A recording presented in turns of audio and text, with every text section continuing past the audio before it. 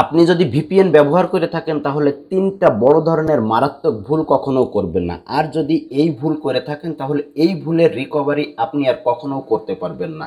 কারণ দেখেন, ভিপিএন একটা কিন্তু থার্ড পার্টির অ্যাপস। এই থার্ড পার্টির অ্যাপসের মাধ্যমে অনেকেই কিন্তু ক্ষতিগ্রস্ত হচ্ছে, যেটা মেইলের মাধ্যমে জানা যাচ্ছে। আমাকে অনেকেই কমেন্ট করছেন, যার কারণে আমি এই ভিডিওটি প্রস্তুত করছি। তো ভিপিএন ব্যবহার করার সময় আপনারা কোন কোন ভুল করবেন না এবং কোন কোন সাবধানতা অবলম্বন করবেন, যে তিনটি সাবধানতা অবলম্বন আপনাদের করতে হবে সেটা আমি দেখিয়ে দিচ্ছি।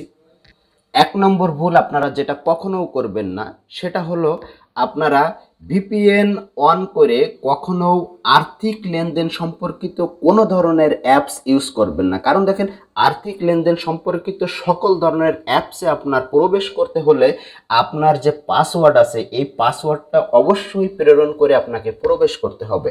আর যখন আপনি পাসওয়ার্ডটা দেবেন তখন কিন্তু এই থার্ড পার্টি আপনার পাসওয়ার্ডটা জেনে যাবে, যার কারণে আপনি যে কোনো সময় যে কোনো ধরনের বড় ধরনের ক্ষতির সম্মুখীন হতে পারেন। তাই ভুলেও কখনো ভিপিএন অন করে আপনারা এই আর্থিক সম্পর্কিত কোনো ধরনের অ্যাপস ইউজ করবেন না।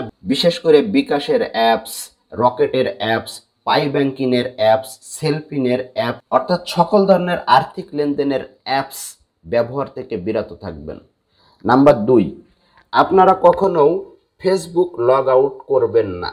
ফেসবুক লগ আউট করলে আপনার হয়তো আপনার পাসওয়ার্ডের মাধ্যমেই আপনাকে ফেসবুকে প্রবেশ করতে হবে। অনেক ক্ষেত্রে আমরা কি করি, ফেসবুক লগ আউট করে আমরা অন্য আরেকটা ফেসবুকে ঢোকার চেষ্টা করি। তো যখন আপনি ফেসবুকে অন্য আরেকটা ফেসবুকে আপনি প্রবেশ করতে যাবেন তখন কিন্তু আপনার পাসওয়ার্ড দেওয়া লাগবে।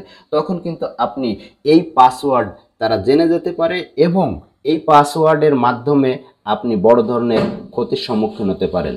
তৃতীয় যে ভুলটা আমরা সাধারণত করে থাকি সেই ভুলটা হলো, আমরা যখন ভিপিএন ইউজ করি এই ভিপিএন ইউজ করার সময় দেখবেন অটো কানেক্টেড নামে একটা অপশান আছে। এই অটো কানেক্টেড অপশান রেখে আপনারা কখনো ভিপিএন ব্যবহার করবেন না। কারণ এই অটো কানেক্টেড অপশানের ওই জায়গা দেখবেন আপনারা যে বিভিন্ন ধরনের দেশের নাম দেয়া থাকে। আপনারা সবসময়ই যখনই প্রবেশ করবেন সবসময়ই যে কোনো একটি দেশের নামই সিলেক্ট করে প্রবেশ করবেন।